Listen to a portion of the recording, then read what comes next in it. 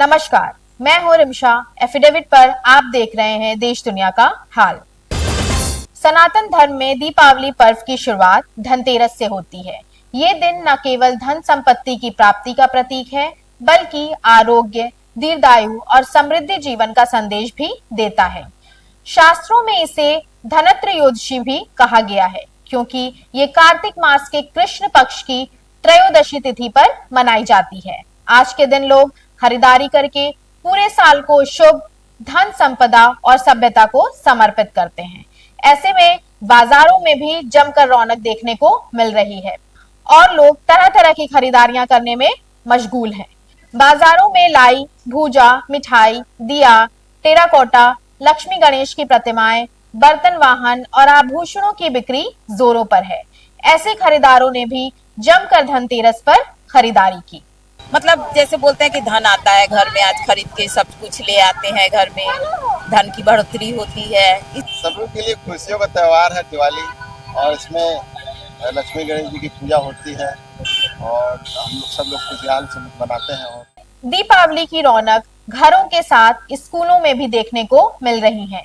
बच्चों को अपनी सभ्यता व परंपरा से जोड़ने के लिए सेंट एमा जयपुरिया स्कूल, गीडा कैंपस व Azad Chowk campus, माउंटेरा international academy Bakhshipur के विद्यार्थियों ने भारतीय परंपरा के अनुसार दीपावली से पूर्व विद्यालय परिसर में रंगोली, साज सज्जा, सांस्कृतिक आयोजनों और जगमग रोशनी के बीच अभिभावकों और शिक्षक शिक्षिकाओं के साथ दीपावली का उत्सव हर्षोल्लास से मनाया गया और एक दूसरे को बधाई देते हुए आपसी प्यार व सौहार्द बनाए रखने की अपील की गई।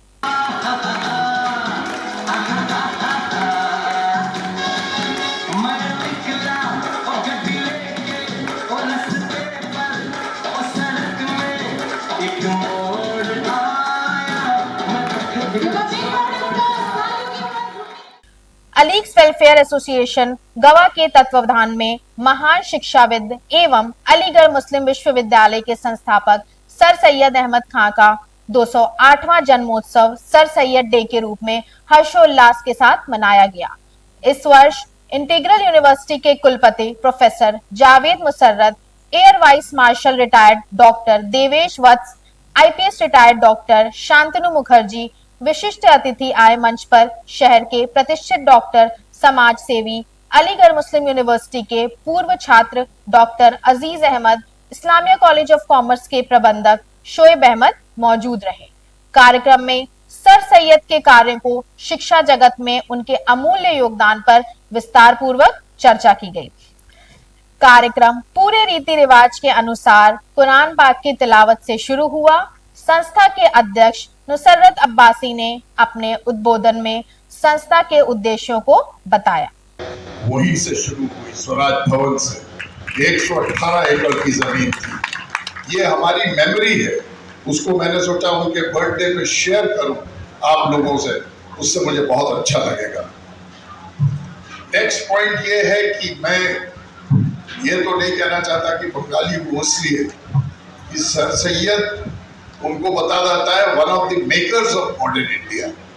किताबों के नाम में मेकर्स ऑफ मॉडर्न इंडिया, वो वाकई मॉडर्न इंडिया के मेकर्स में से एक थे। महानगर में दीपावली पर्व को लेकर जिला प्रशासन के दिशा निर्देश के तहत खुले मैदानों में पटाखे की दुकान लगाई गई है। चंपा देवी पार्क, टाउन हॉल, राजकीय jubilee inter college, polytechnic, dB school सहित 12 स्थान पर ये दुकान लगाई गई है, जो 3 दिनों तक लगी रहेंगी।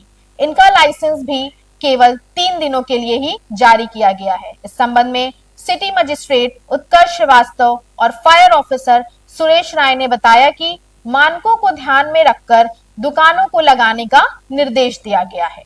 शहर क्षेत्र में 12 जगहों पर पटाखे की दुकानें का लाइसेंस जारी किया गया है, जो 3 दिन के लिए वैध है, 18, 19, 20, जिसमें ये अस्थायी लाइसेंस हैं और इसमें लगभग 12 जगह मिला के अभी तक 420 लाइसेंस के 425 लाइसेंस के आसपास जारी किए गए हैं। इसमें बृहद रूप से सभी नियमों को उनके लाइसेंस में लिख के दिया गया है, जिसका उनको पालन करना है। जिसमें मुख्यतः ये है कि जो भी दुकानें लगाई जाएँ वो अज्वलनशील पदार्थ से बनी हुई लगाई जाएँ, जिसमें एक निर्धारित मात्रा में पटाखे रखने की उनको अनुमति दी गई है।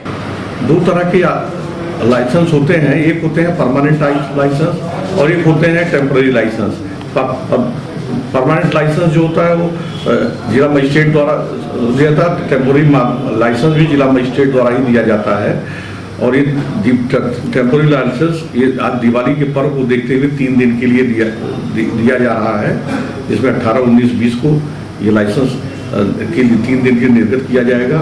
इन सुरक्षित और खुले स्थानों पर जो जनपद गोरखपुर के मैदान चिन्हित किए गए हैं, उन्हीं नगर क्षेत्र के 12 और ग्रामीण क्षेत्र के 5 स्थानों पर ये आतिशबाजी विक्रय का लाइसेंस दिया जा रहा है। गोरखपुर का औद्योगिक क्षेत्र गीडा उच्च शिक्षा को लेकर भी अपनी एक अलग पहचान रखता है, लेकिन ये क्षेत्र छात्रों के विवादों, विद्यालय प्रशासन की हठकर्मियों से भी काफी चर्चा में बना हुआ है। पिछले दिनों आईटीएम के छात्रों द्वारा विद्यालय प्रशासन के खिलाफ मोर्चा खोलकर शिक्षक को हटाए जाने की मांग की गई, तो 2 से 3 दिनों तक चला।